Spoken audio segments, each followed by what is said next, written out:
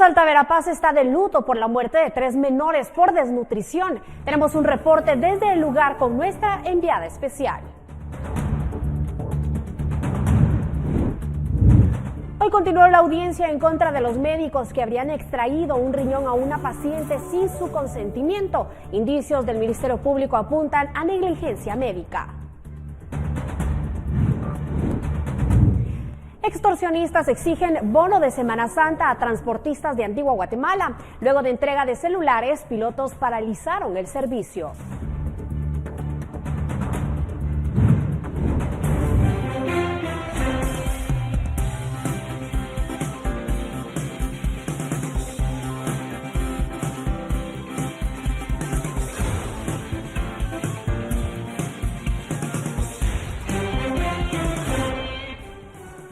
Muy buenas tardes, bienvenidos a la emisión comunitaria de Noticiero Guatevisión. Hoy martes 14 de marzo, mucha información que compartir con usted. Con mucho gusto le saluda Pamela Valdés, así que sin más preámbulo iniciamos con las noticias. Un hombre murió este martes en el kilómetro 34.5 de la ruta interamericana jurisdicción de Santa María, Cauqué, Guatemala. Los bomberos localizaron el cuerpo del hombre fallecido junto a una motocicleta en llamas. Según aseguraron los socorristas, en el kilómetro 30 de dicha ruta se reportó a un motorista atropellado identificado como Luis Apen con múltiples fracturas. Él fue trasladado hacia el Hospital Nacional de Antigua. 4,5 kilómetros después fue localizado otro hombre de aproximadamente 30 años junto a la motocicleta prendida en llamas. Se sospecha que fue arrastrado por un vehículo pesado. Agentes de la policía iniciaron una investigación, pues todo indica que se pudo tratar de un intento de asalto a un camión, pues la persona fallecida portaba una funda para arma de fuego.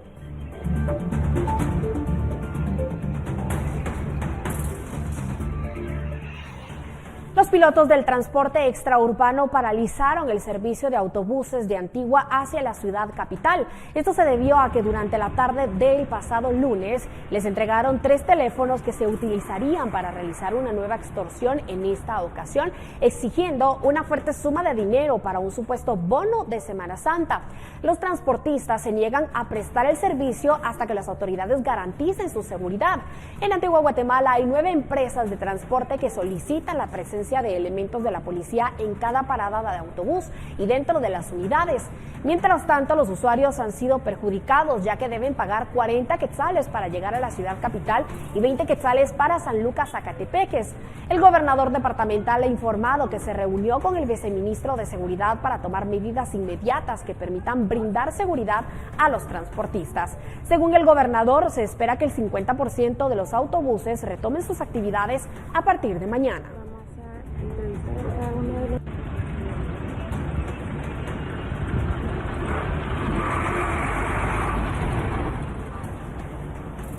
El piloto de una motocicleta murió arrollado este martes en un hecho ocurrido en el kilómetro 17.5 de la ruta del Pacífico con dirección al norte. Bomberos fueron alertados para asistir al lugar, pero nada pudieron hacer para salvarle la vida al piloto. Según el reporte de las autoridades locales, este hecho provocó largas filas de vehículos en una zona donde diariamente transitan más de 100,000 vehículos.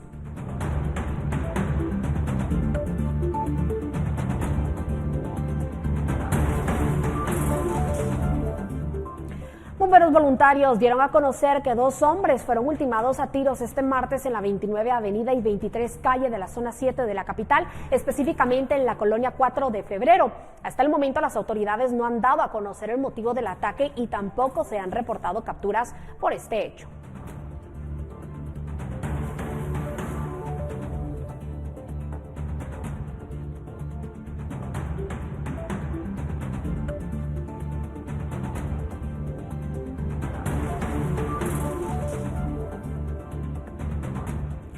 Y en horas de la mañana, cuerpos de socorro fueron alertados por un ataque armado luego de que personas desconocidas asesinaran a un conductor en la zona 9 de la ciudad.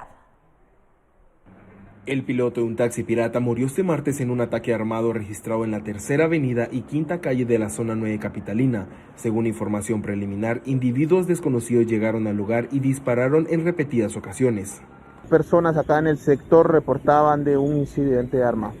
A la llegada de los elementos, efectivamente localizan a un hombre de aproximadamente 40 años, quien se encuentra herido en el asiento del piloto por lo que proceden a evaluar signos vitales constatando que esta persona ya había fallecido. Peritos del Ministerio Público, así como investigadores de la Policía Nacional Civil, llegaron al lugar para recabar información y las primeras diligencias del caso identificaron a la víctima como Salomón Mazariegos, de 40 años. Amílcar Montejo, intendente de tránsito de la capital, indicó que debido al ataque se tuvo que cerrar la vía principal para que los peritos del Ministerio Público e investigadores de la Policía Nacional Civil pudieran recabar evidencia para esclarecer el caso. La PNC indicó que la mayoría de ataques armados a los conductores que prestan el servicio de transporte se debe a temas de extorsión, aún más cuando se trata de los taxistas. Con imágenes e información de Eric Ávila, reportó para el noticiero Guatevisión Fernando Cabrera. Panzosa Alta Verapaz se ha convertido en el epicentro de la desnutrición en Guatemala. Andrea Domínguez se encuentra en el lugar y en este momento nos enlazamos con ella para que nos brinde toda la información. Andrea, muy buenas tardes, cuéntanos.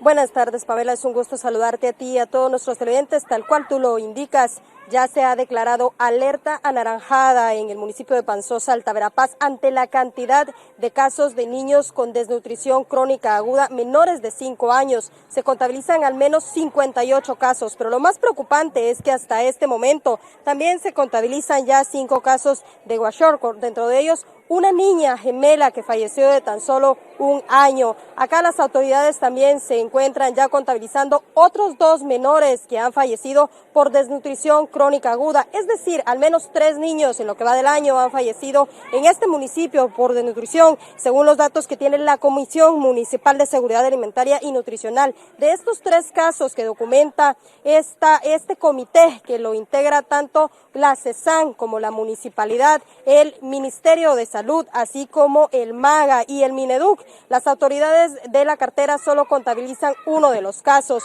pero hemos estado recorriendo parte de este departamento, de este municipio, que se compone de al menos 217 aldeas. La gran mayoría de ellas tiene difícil acceso para poder estar en estas, y este es precisamente uno de los grandes desafíos para que los mismos rescatistas, en este caso los enfermeros y el equipo de la CESAN, se enfrentan para poder sacar a los niños que ya se encuentran con casos de desnutrición desde sus aldeas hasta un centro asistencial para que sean tratados de urgencia. Centros asistenciales nutricionales que quedan alrededor de 2 horas y media e incluso hasta 8 de estas comunidades, y donde muchas veces el pasaje para poder rescatar y salvar a estos niños suele costar entre 180 y 800 quetzales, dinero que muchas veces estas familias que viven en extrema pobreza no cuentan. Acá uno de los retos que también enfrentan aquellos que buscan combatir la desnutrición crónica infantil es precisamente el idioma. La gran mayoría de sus habitantes únicamente habla quechí, e incluso esto nos pasó a nosotros al llegar a buscar a una de las primeras familias que fue identificada el pasado 31 de enero de 2023, el primer caso de kwashiorkor acá en Panzós, que está al menos a unos 45 minutos de la cabecera central donde nos encontramos ubicados, y donde desde ese momento que se ubica es trasladada. Pero ¿cuál es la situación de esta familia y qué nos ha señalado la mamá de Filomena, una pequeña bebé de tan solo 23 meses que hace 22 días salió de la emergencia de un hospital y que hoy parece ser otra niña completamente recuperada? Escuchemos.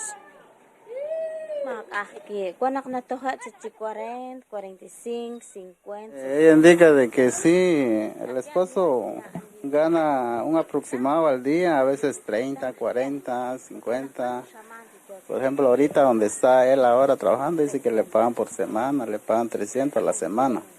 Pero a veces cuando él tiene trabajo, cuando no, pues tampoco, ¿verdad? No ganan nada, dice, a veces se quedan sin comer también porque ya no tienen para comprar la comida. Entonces eso es lo que ha pasado, de que así como la niña, ¿verdad? Ella se preocupa un poco porque como ojalá que no recaiga otra vez, ¿verdad? Porque de plano que es el alimento que le hizo falta. Dice. En este municipio existen 2 centros de atención permanente, una en Panzós y otra en Telamán, que son aquellos que llevan contabilizados estos casos y que están trabajando a contrarreloj ahora para realizar un rastreo y poder identificar a más niños con desnutrición crónica aguda, pero también a más niños con kwashiorkor, algo que pone en riesgo su vida. Uno de estos niños lastimosamente ya falleció e incluso hemos logrado entrevistar a aquellas personas que están llegando a hacer estos barridos y que son aquellos que también llegan con los padres a tratar de rescatar la vida de sus niños. Pues una de las grandes problemáticas no solo es la barrera del idioma, sino también es la tradición y cultura que tienen en estas comunidades donde muchas veces se niegan a asistir a un centro asistencial y prefiere incluso, como nos comentaba la mamá de Filomena, ir primero con un curandero, que era lo que había pasado con esta pequeña, hasta que es alguien del centro de salud que la ve y ubica y deciden ya llegar hasta su vivienda para poder trasladarla a un centro asistencial y es lo que permite salvar su vida. Sin embargo, esta suerte no la corrió otra pequeña de tan solo 1 año 5 meses que ya llegó muy tarde al hospital y que pese a los esfuerzos de los médicos no pudieron rescatarla. Las autoridades acá también se encuentran realizando diversas campañas, pero en este caso las campañas llegan a través de mensajes de WhatsApp, pues es una de las formas que tienen las comunidades de comunicarse en estos puntos, pese a la dificultad de señal que hay. Pero escuchemos qué es lo que nos señalaba una de estas personas que se encuentra realizando estos barridos y también los retos que se enfrentan al hacerlos. Como primero, pues es la calidad de la carretera. La verdad es que hay muchas carreteras que son inaccesibles por la distancia. Hay comunidades que tenemos que caminar casi un día para llegar a las comunidades, de los puentes inaccesibles, también la falta de agua segura en varias de las comunidades y también la mayoría de nuestra gente de aquí pues es agricultor y la falta de, ahí sí que las posibilidades de empleo, el embarazo a temprana edad y por último pues podríamos mencionar también la renuencia de algunos de los padres de familia. En estos barridos, usted que se ha sumado a ellos en estos días, ¿qué es lo que más le ha impactado al ver? El impacto es la necesidad de sacar a estos niños a diferentes centros asistenciales y que la limitante es de que no tenemos uno cercano, sino que es de viajar de 2 a 3 horas, incluso a 6 horas cuando ya salimos fuera de los departamentos. ¿Usted se ha enterado por parte de los padres o de las instituciones que apoyan cuánto podría pagar uno de estos papás para poder sacar a su niño que necesita hospitalización urgente? Sí, podríamos indicar de que si ellos van a un centro hospitalario en donde hemos referido que es esperanza de vida, pues un promedio de 600 quetzales en pasaje, ¿verdad? Y en combustible, pues podríamos hablar casi de 1,000 quetzales solo de un viaje. Lo más cercano que tenemos es el CAIMI de San Cristóbal, que es el Centro de Recuperación Nutricional, y que también nos queda a una distancia como de 2 horas, y en pasaje, pues podríamos indicar que serían como unos 150 de pasaje. Ernesto Ramírez, el alcalde de Panzós, Alta Verapaz, también ha señalado que están preocupados debido a la sequía, pero también a las tormentas que se suelen registrar en invierno, pues muchas de las comunidades que se sitúan acá aún continúan recuperándose de los efectos de ETA e IOTA. Tal es el punto que el pasado 6 de marzo entregaron al presidente Alejandro Yamatei una carta en la que piden ayuda en 2 temas de seguridad alimentaria para 38 comunidades. La primera implica al menos ayuda para 7,600 personas, esto por inseguridad alimentaria, y otra ayuda para 4,974 tras los daños de ETA y IOTA. Pues muchas de estas comunidades, pese a que quedaron bajo el agua y estas tormentas se registraron en 2020, hasta este momento continúan sin recibir la ayuda que se les había señalado llegaría por parte del gobierno central. Acá los habitantes señalan que no tienen que comer, que incluso tratan de salir a trabajar, pero muchas veces ganan entre 30, 35 o 40 quetzales diarios, si bien les va. Otras ocasiones no tienen dinero y regresan a su casa tal cual salieron, sin comida, y de la misma forma están sus hijos. Acá incluso lo que han señalado las autoridades es que muchas de las familias que viven aquí suelen tener entre 5, 6 o 7 hijos, que es también parte de la problemática que se suma a esta inseguridad alimentaria y en donde en este momento se encuentran corriendo a contrarreloj para poder detectar más casos de desnutrición crónica aguda. 58 son los que suman ya en este municipio en lo que va del año y 3 fallecidos. Hay que recalcar que de estos 3 niños fallecidos, solamente uno está contabilizado en el sistema de salud, pese a que este ya se encuentra en estudio o monitoreo, los otros 2 por parte del Ministerio de Salud. Esto es parte de lo que se vive aquí en Panzosa, Alta Verapaz, Pamela, y con la información con la cual yo regreso contigo a Estudios Centrales, con imágenes de Roberto López e información también de Ana Lucía Ola. Reportó para Noticiero Guatevisión, Andrea Domínguez. Gracias, Andrea, por compartir con nosotros este panorama muy lamentable. Y bueno, cambiamos de tema porque vamos ahora a noticias internacionales. Llegó la autoferia de verano de Toyota. Toyota Rush. 96 cuotas de 2.464 quetzales. Del 9 al 19 de marzo en Forum Majadas. ¡Te esperamos!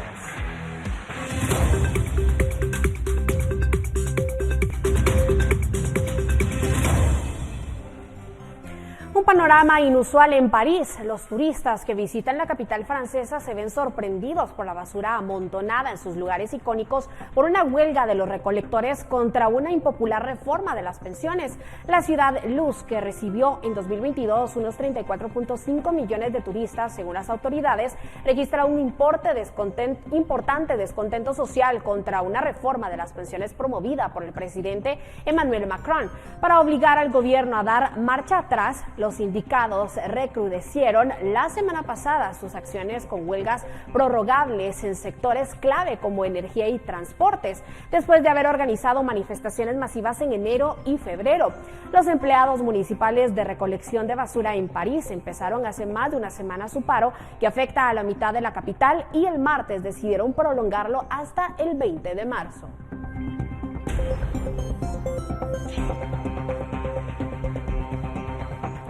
Un avión caza ruso Su-27 chocó este martes con un dron estadounidense Reaper sobre el Mar Negro y provocó su caída, un acto de temeridad según la Casa Blanca, en medio de temores a una escalada por el conflicto en Ucrania. Nuestro dron MQ-9 estaba realizando operaciones de rutina en el espacio aéreo internacional cuando fue interceptado y golpeado por un avión ruso, lo que resultó en un accidente y la pérdida total del MQ-9, indicó en un comunicado el general James Hecker, comandante de la Fuerza Aérea de Estados Unidos en Europa, confirmando una información revelada anteriormente por la agencia internacional de noticias AFP, que daba cuenta de un incidente con un Reaper en el Mar Negro. Desde que empezó la invasión rusa del territorio ucraniano el 24 de febrero de 2022, es la primera vez que un país de la OTAN admite haber perdido un artefacto operado por él mismo en esta región.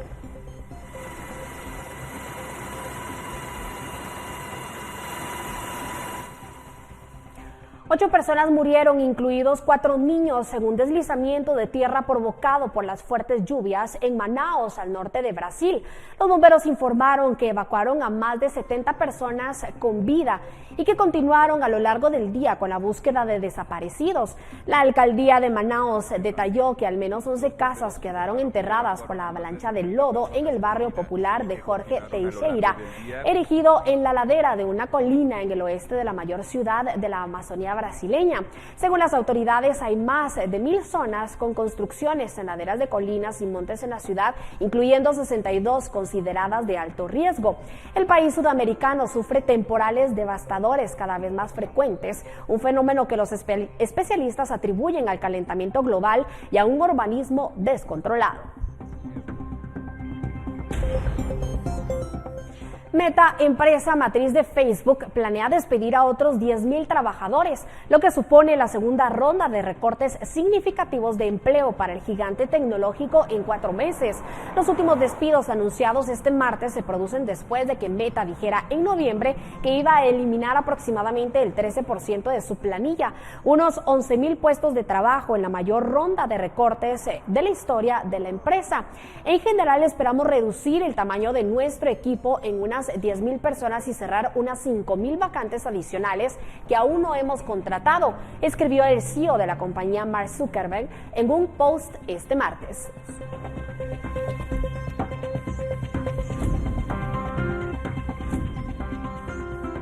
La inflación en Estados Unidos registra un descenso de acuerdo con cifras oficiales en comparación al mes anterior, pero persiste el impacto de altos costos que representa un desafío para la Reserva Federal. Disminuye la inflación en Estados Unidos. Según cifras del gobierno, el pasado mes de febrero los precios aumentaron 0.4%, es decir, por debajo de la medición de alza de precios de enero ubicada en 0.5%. De acuerdo con expertos, esto no deja de ser un escenario de impacto negativo en una economía que aún está en tendencia inflacionaria. Para algunos economistas, todo apunta a una situación transitoria, que es impulsada principalmente por problemas de la cadena de suministro. No está impulsada por la demanda. El exceso de demanda no está impulsado por la política monetaria. No está impulsado por demasiado estímulo. Es impulsado porque hay una restricción en el suministro de un producto en particular. El continuo incremento de la tasa de interés de referencia por parte de la Reserva Federal puede estar dejando una huella profunda en la economía, más allá de frenar la inflación. Los expertos insisten en que los estadounidenses solo perciben tasas de hipotecas más altas,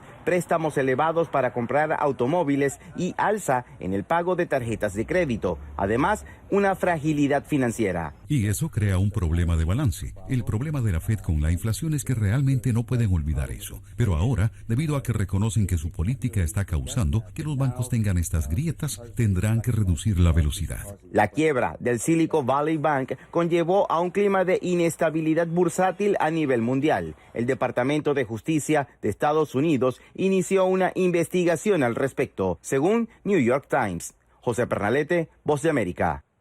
Llegó la autoferia de verano de Toyota. Toyota Rush. 96 cuotas de 2,464 quetzales. Del 9 al 19 de marzo en Forum Majadas. ¡Te esperamos!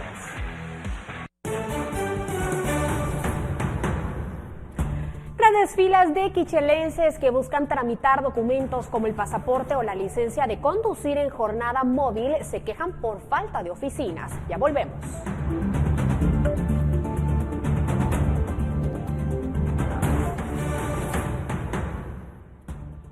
Estamos de regreso con más información. Un juez especializado en trata de personas hace pocos minutos ligó a proceso penal a los 4 médicos señalados de extraer un riñón sin consentimiento del paciente. En la primera audiencia de declaración se expuso un chat que compromete a 2 médicos que habrían cometido un error en la cirugía.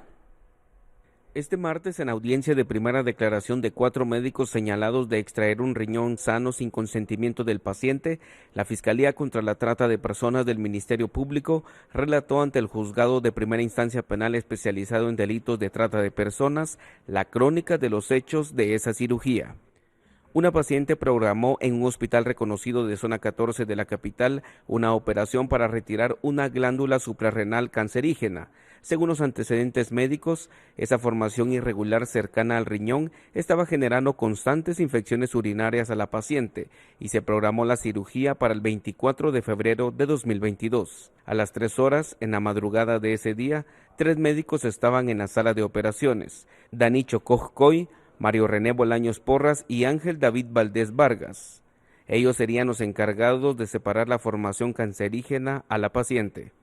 El Ministerio Público en allanamientos confiscó los teléfonos celulares de los indicados y encontró conversaciones en una red social del médico Chocoscoy y su colega Bolaños Porras. Posteriormente, el 24 de febrero, el señor David Tocó, analizando las imágenes que ustedes pueden ver del lado izquierdo, inferior izquierdo, le indica: creo que fue el riñón derecho el que le quitamos. revisando las imágenes y el estudio. No quise decir nada en la sala porque la gente hace huya rápido. Habrá que esperar la patología y darle plan educacional. Hablamos cuando te desocupes. En ese chat, Chocoscoy admite que se equivocaron en la cirugía y retiraron un riñón sano y no la glándula suprarrenal. Días después, la familia de la paciente a la que se le retiró el riñón empezó a cuestionar el caso hasta que confirma que la glándula cancerígena no fue retirada, solo el órgano renal. En la audiencia, el Ministerio Público dio a conocer otra conversación de Chocoscoy y Bolaños Porras, en las que se preocupan porque ya sabía la familia del error y trataron de planificar la desaparición de los restos del riñón que extrajeron y aún estaban en laboratorio. Estoy realmente preocupado, tenemos que rescatar esas laminillas ya. Hay que pedirlas ya que son la única prueba física de que era riñón. El informe sin laminillas es solo una hoja de papel. Hay que ver cómo la rescatamos para ver todas las funciones. En la audiencia se mostró la fotografía del riñón que se extrajo. En la sesión, este martes, Chocoscoy y Bolaños Porras se abstuvieron de declarar. Frente al juez solo pasaron Ángel David Valdés, quien dijo que su participación era solo para casos de emergencia, pero estaba adentro de la sala. Mientras que Orlando Rodas Pernillo explicó que solo hizo análisis patológicos del caso. Con imágenes de María José Bonilla, reportó Edwin Pitán. La Municipalidad de Quetzaltenango exige a los 60,000 usuarios de los servicios ediles actualizar sus datos como parte de la modernización del sistema de pagos, porque la Superintendencia de Administración Tributaria le exige emitir la factura electrónica por el consumo de energía eléctrica, pero los usuarios se quejan porque dicen que hay falta de información al respecto. Desde enero de este año, la Municipalidad de Quetzaltenango exigió a los 60,000 usuarios de la empresa eléctrica municipal actualizar sus datos como parte del proceso de modernización en los servicios de pago. Sin embargo, los usuarios se quejan por la falta de información. Una injusticia lo que están cometiendo con nosotros, máxime los de tercera edad que estamos con muletas y con bastones. Fíjese que yo desde las 5 de la mañana estoy haciendo cola en EMAX. Dejé mi juego de mi formulario que hay que llenar y todo eso, y me dijeron, bueno, ya aquí en EMAX ya está apuntado usted. Ahora se va a la empresa eléctrica. No hubo mucha información realmente y como se todos los requisitos que pidieron, pues tampoco. Aquí viene una cola a averiguar qué es lo que necesitan, qué copia de esto, copia del otro, usted sabe. Que no hubo suficiente información, entonces todos andamos no muy enterados porque la información fue muy poca. Ante las innumerables quejas de los vecinos, la comuna ofreció una conferencia de prensa para aclarar las dudas de la población. El llamado es para quienes no han actualizado, a que puedan hacerlo todavía hoy o mañana y que puedan entrar dentro de este proceso para poder emitirles sus documentos de pago. ¿Qué sucede en el caso en el que el dueño o el titular del servicio haya fallecido? En ese caso, a través de la municipalidad se está generando la posibilidad de poder hacer la actualización de los datos todavía con el nombre del titular del servicio, aun cuando haya fallecido. En muchos casos el dueño vive en Estados Unidos, por lo tanto se podrá realizar también a través de un encargado o un familiar presentando una declaración jurada. En Quetzaltenango, para Noticiero Guatevisión, Minor Talk. Puerto San José está de feria y esto moviliza una gran carga vehicular sumado a la proximidad de Semana Santa, lo que generaría complicaciones viales, tomando en cuenta que el puente Sin Cabeza está inhabilitado y este funciona de conexión entre la autopista Puerto Quetzal y el área urbana del municipio.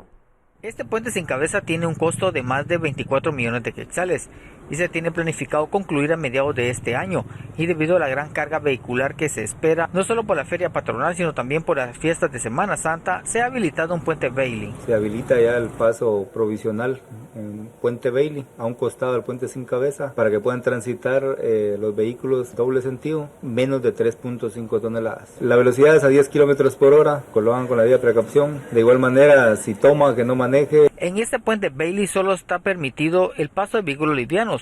De esta cuenta se tiene aún rutas alternas para el transporte pesado, ya que el lugar no es propicio para la circulación de dicho transporte. No puede pasar el transporte pesado ahí, ya que hay una parte muy angosta, con la misma disposición desde que se inició la construcción del puente sin cabeza, siempre utilizando la CA9, Margaritas, el área Arizona y todos esos lugares. También se debe tomar en cuenta si se quiere visitar las playas de este municipio en Semana Santa, el paso será exclusivo para vehículo liviano y será en doble vía, siempre coordinado por la PMT del lugar. En Semana Santa el paso va a quedar normal, habilitado en doble sentido de vía y vamos a utilizar la CA9 y vamos a hacer algunos reversibles en la avenida 30 de junio y la América.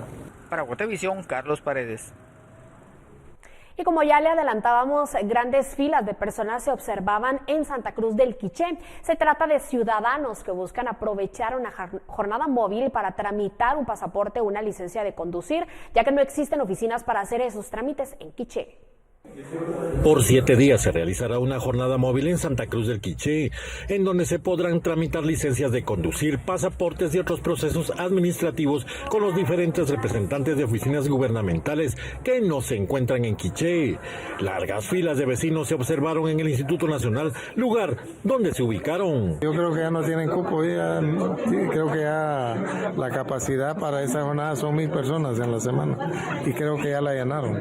Entonces sí es necesario. Aquí. ¿Se podría abrir otra jornada en determinado momento, secretario? Sí, esto lo vamos a ver a través de la gobernación siempre. Los vecinos lamentaron que después de muchos años no se puedan colocar esas oficinas en el departamento para adquirir documentos importantes como licencias de conducir y pasaportes, los cuales se tienen que tramitar en Guatemala o Quetzaltenango, lo que incrementa su costo. Es lamentable porque la situación se debería descentralizar, porque solo en la capital todas las oficinas y muchas veces por un pasaporte va a tardar uno mucho tiempo en la capital porque no hay a veces ni pasaportes hay. Las jornadas móviles llegan 1 o 2 veces al año a Quiché, por lo que son aprovechadas por muchos pobladores. Para Noticiero Guatevisión reportó Héctor Cordero.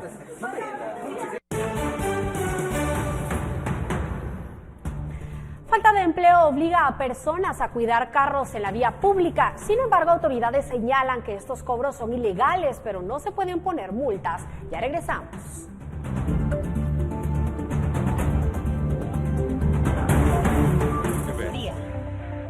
Apoyo.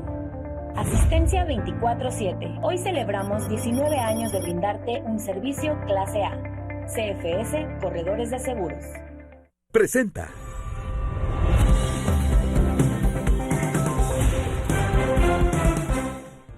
Estamos de regreso y es momento de conocer lo que nuestros televidentes nos han compartido a través de WhatsApp. Recuerde que usted también puede enviarnos sus mensajes o denuncias para Guate Reporta al 4003-3859.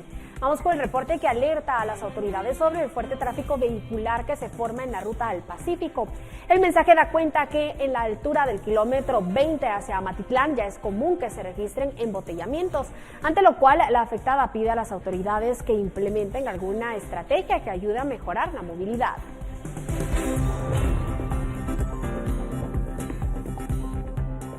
Siempre en el mismo tema, nuestro televidente Miguel Pulido nos envió fotografías para evidenciar el embotellamiento que se registra en el ingreso a Amatitlán, en la ruta al Pacífico. El mensaje da cuenta que la cola de vehículos llega hasta el kilómetro 20, ante lo cual recomienda a los pilotos mucha paciencia y precaución al volante.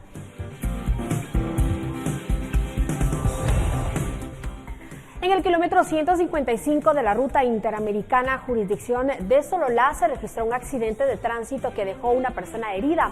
La víctima fue identificada como Celeste Cabrera Sales, de 35 años, originaria de Quetzaltenango.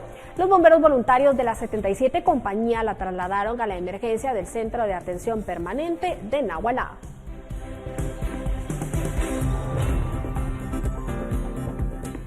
En CFS, los 19 años los celebramos de manera distinta.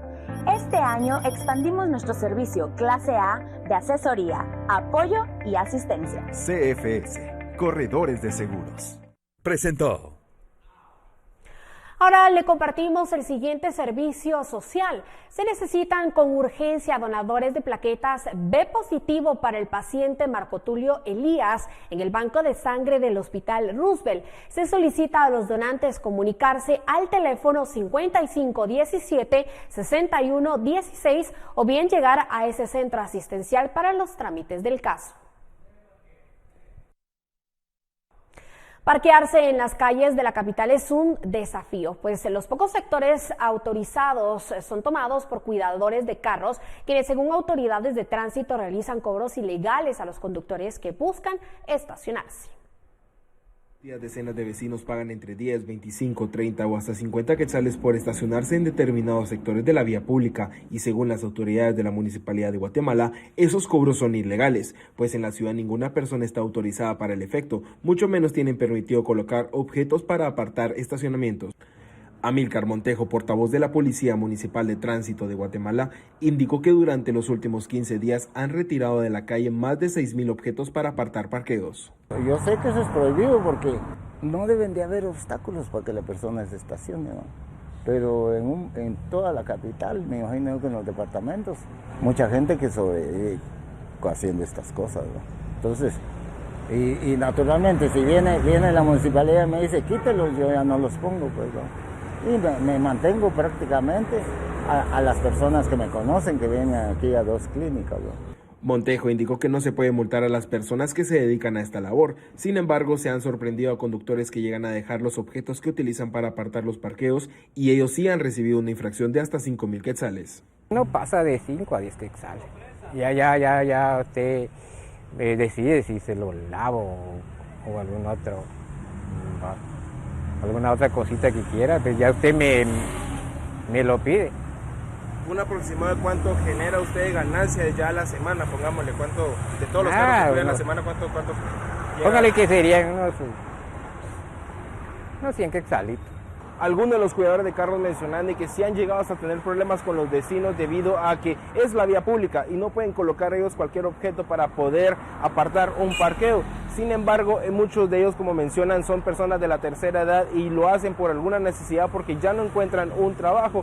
Por lo tanto, también la Policía Municipal de Tránsito de las diferentes municipalidades hacen el llamado a todos los vecinos que, si en dado caso ustedes ven personas haciendo este tipo de labores, lo denuncie para evitar que estas personas sigan apartando los parqueos.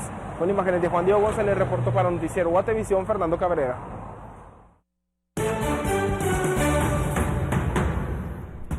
Partido Cambio responde a cuestionamientos sobre inscripción de Manuel Valdizón. Critican a quienes han puesto recursos en su contra y dicen que idoneidad se define en las urnas.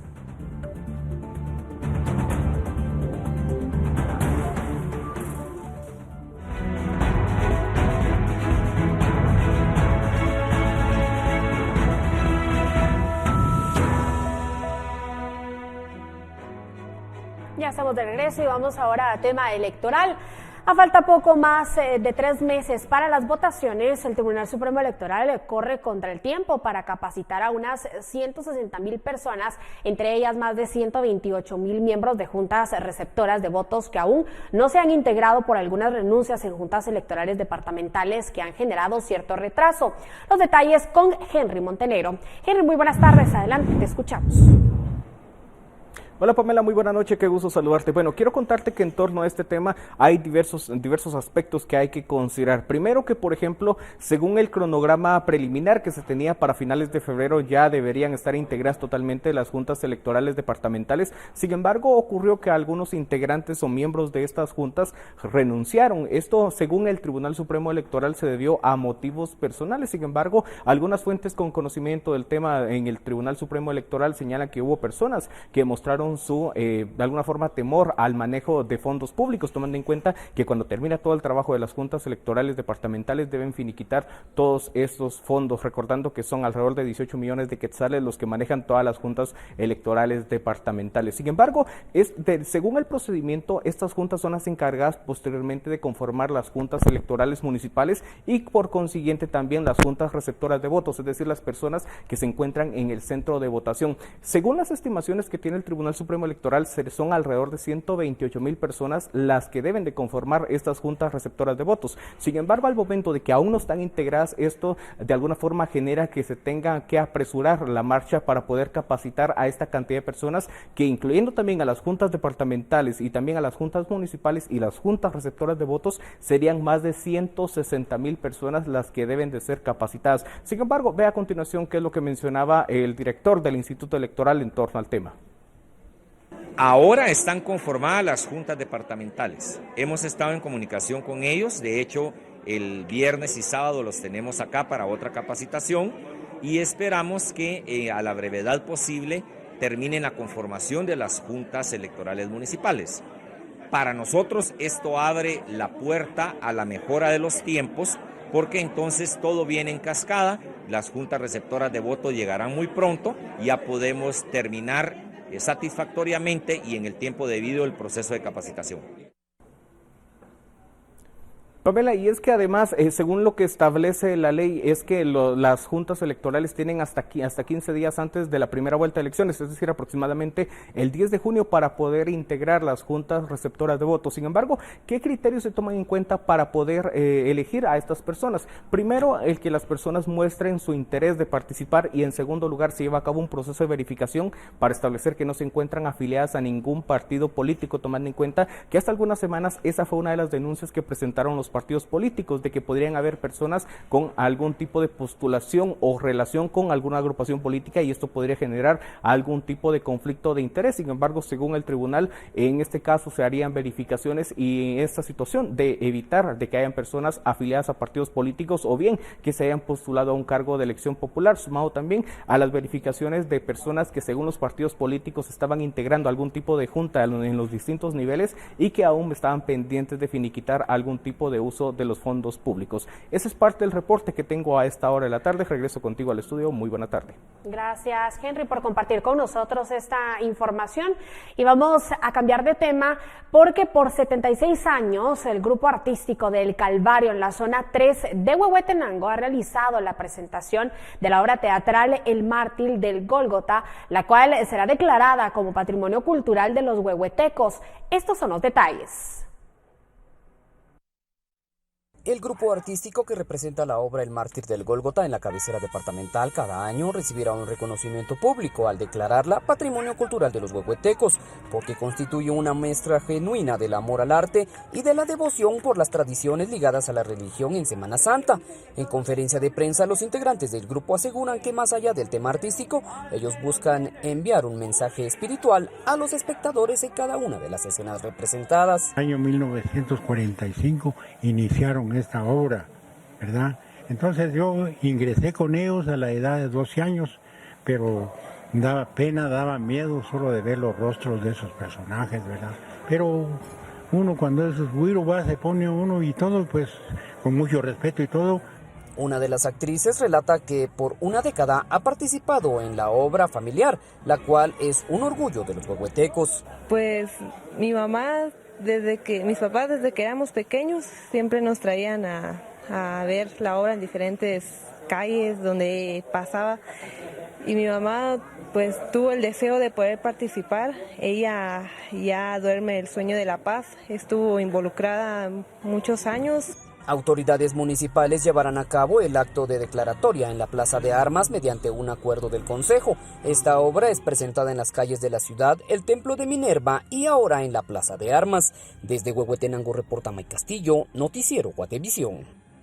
La Selección Nacional de Guatemala continúa los entrenamientos de preparación para los partidos oficiales ante Belice el 24 de marzo y Guayana Francesa el 27 de ese mismo mes por la Liga de Naciones de la CONCACAF, donde se determinará el puesto de la bicolor en el grupo D de la Liga B. El equipo dirigido por el mexicano Luis Fernando Tena afina línea por línea luego del amistoso del fin de semana ante Panamá, donde terminaron con un resultado de 1-1. En la Liga de Naciones, el equipo nacional marcha en el segundo puesto con 7 puntos, mientras en el primer lugar está Guayana Francesa con 10 unidades. El grupo lo completa República Dominicana con 4 unidades y Belice con apenas 1 punto. Y de esta manera ponemos punto y final a la emisión comunitaria de Noticiero Guatevisión. Muchísimas gracias por habernos acompañado. Siga conectado con nosotros en nuestras distintas plataformas digitales, guatevisión.com, prensalibre.com. Cuídese mucho.